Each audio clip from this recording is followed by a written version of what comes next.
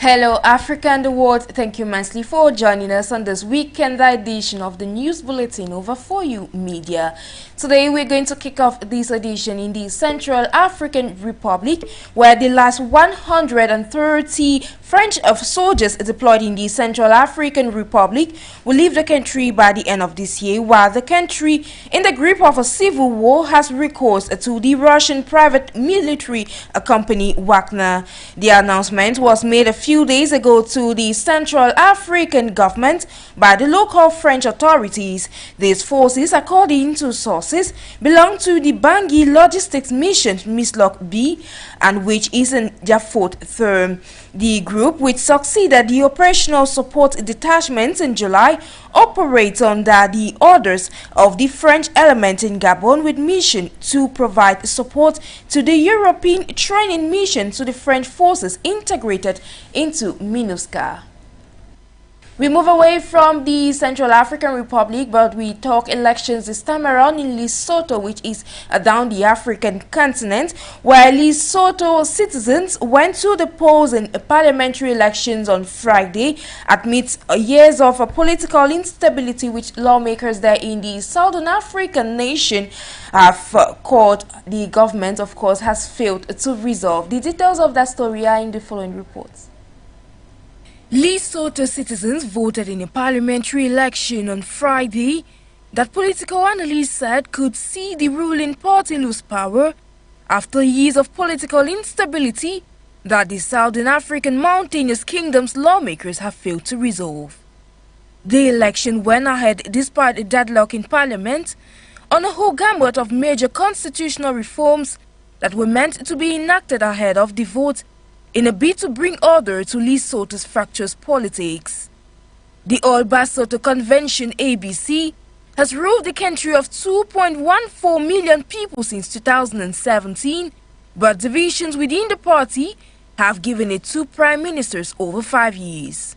Defections have left the party vulnerable to its opposition rivals, the Democratic Congress DC and the New Revolution for Prosperity RFP.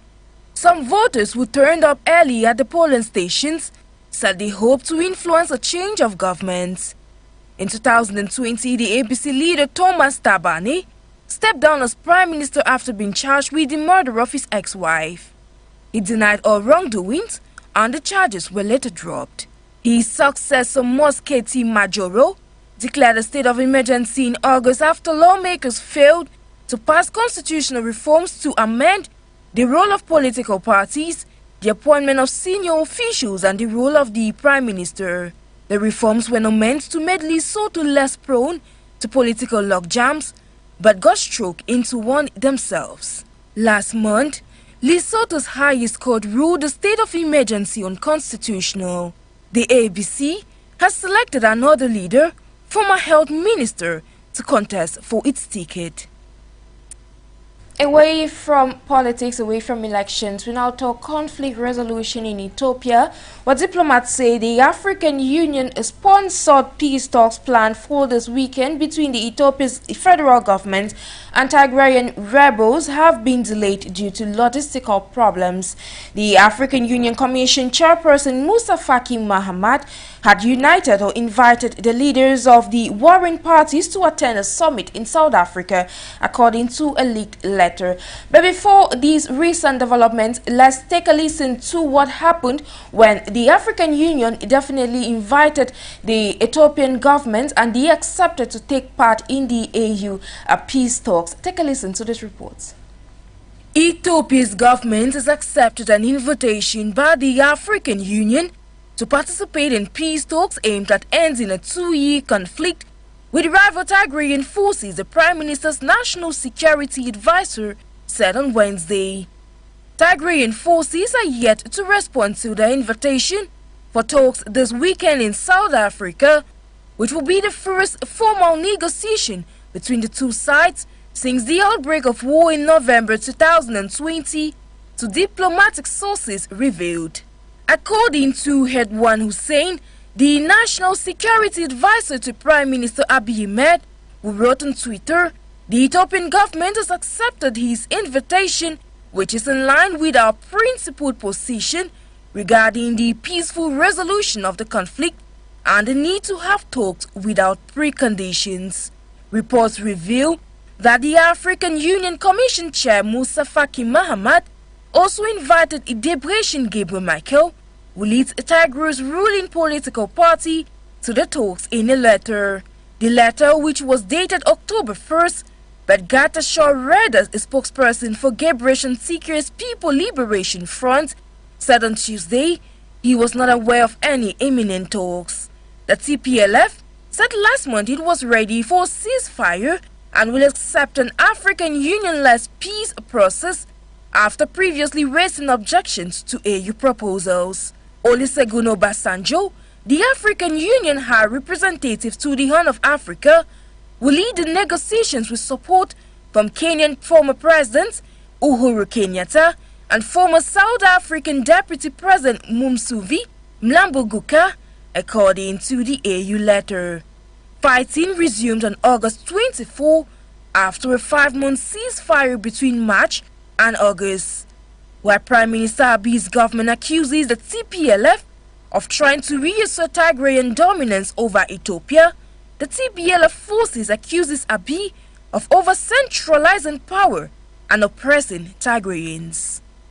Just to reiterate that the African Union is yet to set another date for the set peace talks that's going to bring about peace to the Horn of Africa.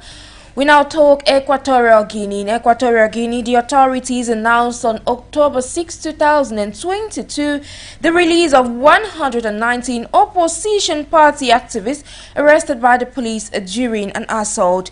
The assault in question was carried out last week in Malabo by Equatorial Guinean security forces at the headquarters of the opposition party Citizens for the Future dissolved in 2018. The rest of the story is with you, Futso. The statement was made on state television by Santiago Edu Hassan, Secretary General of the Ministry of Security.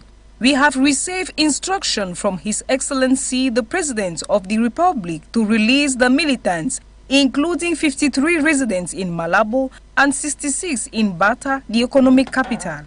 No charge has been brought against them. If the President has pardoned these people, it is because of his humanism and because he is a supporter of peace, added the Secretary General of the Ministry of Security.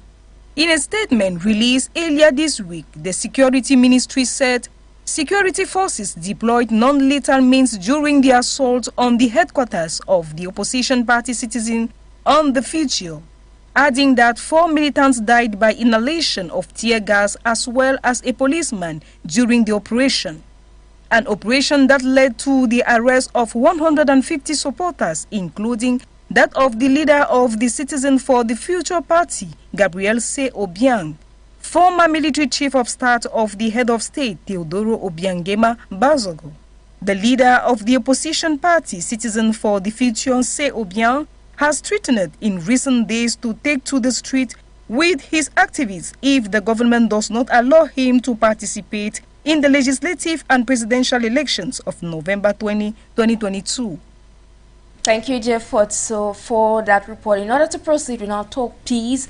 The return of calm in Mozambique, where residents of the Mozambican town of Mosimbao da Praia, the city has almost returned to being a good place to live. It is a football day and every goal was welcomed with celebrations. The rest of that story is with you, Takewana. The port city of Mosimba da Praia, liberated from the Al-Shabaab terrorist group a year ago, is still to completely forget her ugly past, despite the smiles on their faces daily. The Al-Shabaabs came and said, "We are going to burn the house." I went out, opened the door, and they came into the room. I told the children to run and hide in the room, but one of them came in and took the children. I couldn't stop them. They said they were going to take good care of the children. Afterwards, we fled outside. They ignited the beds and mosquitoes nets with gasoline and burned the house. This Wednesday, October 5, marks exactly 5 years since the first attack on a police unit in Mosimboa da Praia occurred. The city is now under the protection of the Rwanda police officials who decided to extend a hand of solidarity to a brotherly nation in need of tougher security measures. The conflict has spread across the entire province of Cabo Delgado and displaced thousands of people. Many have not yet been able to return home due to the ugly memory, as they have rather remained in makeshift accommodation centers, still mourning their old lives. We here in Cabo Delgado are tired of the terrorists. This quietness that you are seeing today is because our forces are working in the jungle. They are pursuing the terrorists. Since we arrived over a year ago, we always eat the same thing, rice and beans, all of us. There is no money here for us. Nevertheless, the UN estimates that the years of terror have led almost 1 million Mozambicans to flee their homes.